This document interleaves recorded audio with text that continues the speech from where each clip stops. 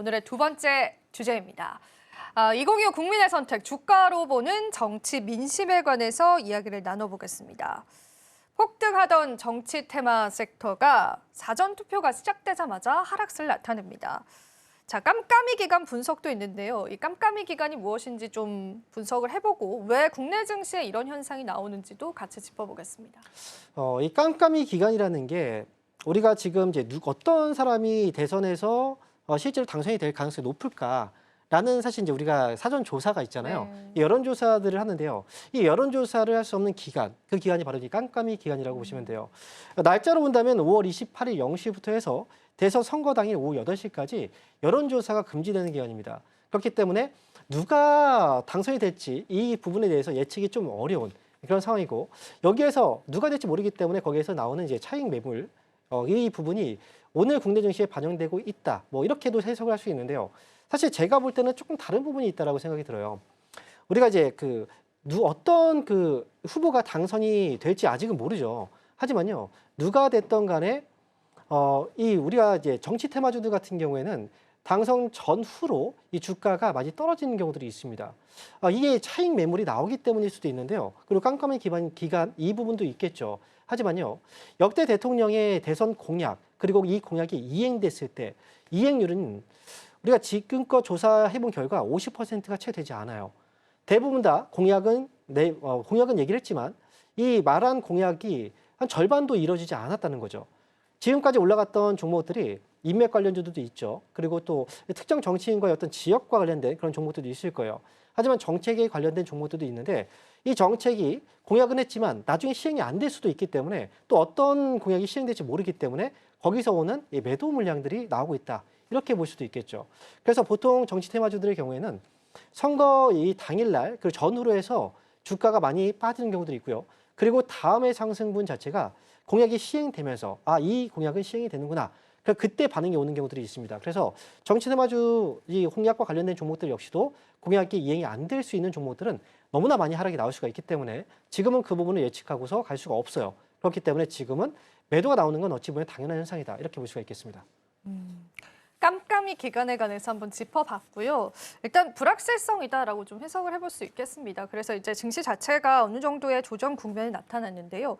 중요한 거는 역대 대선을 좀 짚어봤었을 때, 특히나 이렇게 조계 대선 이벤트가 있었을 때는 증시가 좀 상승하는 경향이 있었고, 대선이 막상 이제 끝나고 나서도 상승을 하더라고요. 그래서 혹시 국내 증시에서 이제 추가 상승을 예상하는 그런 시선들도 많은 것 같습니다. 하지만 한국 증시는 이제 세론 현상이 좀 잘 나오잖아요. 이번 맞아요. 대선 역시도 세론 현상이 나오지 않을까, 그런 또 얘기가 나오는데요. 전문가님 보실 때는 하락과 또 상승 중에 어디에 베팅을 하시는지 좀 짚어보고 싶고요. 그리고 이제 눈여겨볼 만한 상승 섹터들 조금 짚어주시면 감사하겠습니다. 네. 일단 먼저 이 조기 대선에 대한 얘기를 했을 때 사실 우리가 역사들이 그렇게 많지는 않거든요. 예. 과거에 이제 문재인 정권 당시에 보시면 그때가 2017년도예요. 그 당시에 이제 당선되고 나서 주가가 오랫동안 올라갔던 적들이 있었어요. 역시 이제 정권이 불안했기 때문에 새로운 정권이 출범됐고 뭔가 기대감이 좀 더 컸기 때문에 주가가 올라갔는데, 하지만 과거 윤석열 정부, 그다음에 박근혜 정부, 이명박 정부 당시에 보시면 주가 오히려 빠졌던 적들이 많이 있었어요.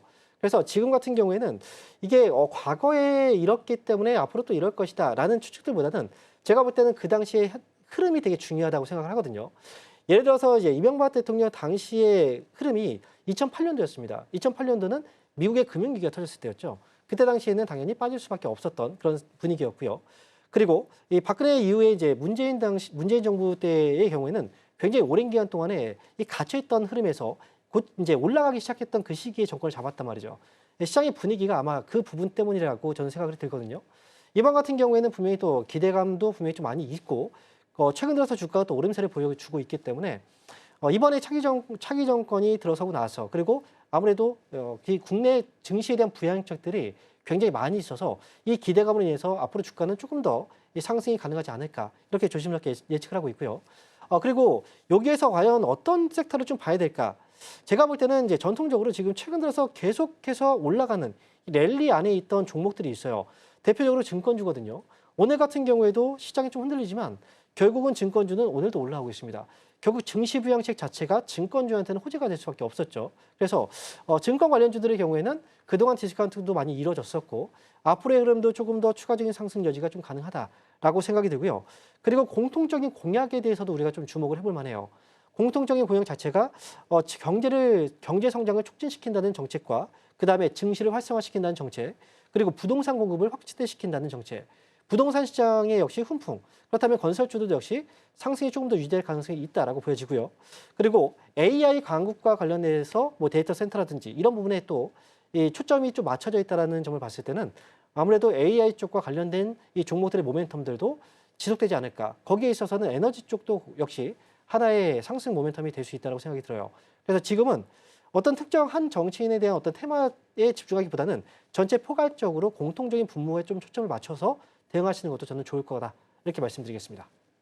여러 가지 섹터들 짚어주시면서요. 대응점들 같이 함께 봤습니다. 그러면은 저희가 또 한 가지 짚어볼 게 이제 대선 후에 저평가된 중소형주들도 이제는 좀 올라오지 않을까 그런 이야기가 나옵니다. 사실 국내 증시에서 저평가된 중소형주들이 상당히 많은 걸로 알고 있어요. 그래서 이 수급 이동에 따른 일시적인 상승일지 아니면 이런 섹터와 종목군들에게도 기회가 좀 열릴 수 있을지 그 부분은 어떻게 보세요? 증시 부양책이 대형주들만 포함되는 건 아니거든요. 결국은 중소형주에도 역시 마찬가지일 거고요. 그리고 이제 최근 들어서 보시면 R&D 쪽에 투자를 굉장히 좀 많이 준다라는 이야기들이 좀 있었잖아요.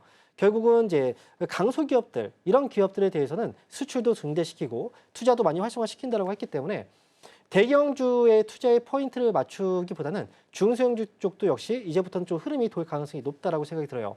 최근에 급등이 만약에 나왔다라고 한다면 그 종목들에 대해서는 일시적인 조정이 좀 있을 거예요. 그렇기 때문에 앞으로 정책이 또 시행이 되면 그에 대한 또 반응이 또 오기 시작할 거거든요. 결국은 시장이 올라간다고 하면 대형주들만 올라가는 건 아니고요. 대형주의 상승과 함께 중소기업들, 그 중에서도 역시 정책의 핵심이 되는 강소기업들, 이 기술력이 좀 뛰어난 기업들은 아무래도 앞으로 상승도 충분히 가능하다라고 볼 수가 있기 때문에 중소형주 투자도 제가 볼 때 대선 이후로도 아무래도 기관 쪽에서도 굉장히 좀 많은 자금들이 거기 유입되지 않을까 이렇게 예상을 하고 있습니다. 이제 가장 중요한 질문을 해야 될 것 같습니다. 사실 지금 우리가 마감 5분 정도 남겨놓고 있잖아요. 마지막 매도의 기회일까요? 지금 정시테마주 어떻게 보세요? 네, 가장 중요한 질문이라고 해서 네. 좀 누가 될 것 같냐라고 물어보는 줄 알고 깜짝 놀랐습니다. 그런 건 안 긴장을 좀 되죠. 했는데 지금 같은 경우에 좀 매도의 기회다라고 생각하기에는 오늘 주가가 좀 많이 흔들렸거든요. 예. 그렇기 때문에 제가 선제적인 반응이 좀 나왔다라고 생각을 해요. 그래서 오늘 장은 저는 조금 기다렸으면 좋겠습니다. 대선 이제 내일 쉬잖아요. 휴일 이후에 수요일장을 보고 나서 대응해도 전 늦지 않는다고 생각이 들고요. 만약에 대응을 했다라고 한다면 오늘 오전에 시작했을 때 대응을 했다면 그러면 됐었죠. 하지만 지금 이미 어느 정도 시간이 흘러왔고 내일 당장 대선을 목전에 두고 있는 상황에서 굳이 여기에서 우리가 매도를 좀 할 필요는 없다라고 생각이 들고요. 그리고 제가 앞에서 전망했지만 시장이 잠깐 흔들릴 수는 있어요. 하지만 결론적으로 봤을 때는 증시 부양책에 대한 효과가 시장을 밀어올릴 힘이 더 크다라고 생각하기 때문에 모든 종목들을 지금 팔 필요는 없다. 저는 지금은 가져가는 게 오히려 현명한 투자다. 이렇게 말씀드리겠습니다.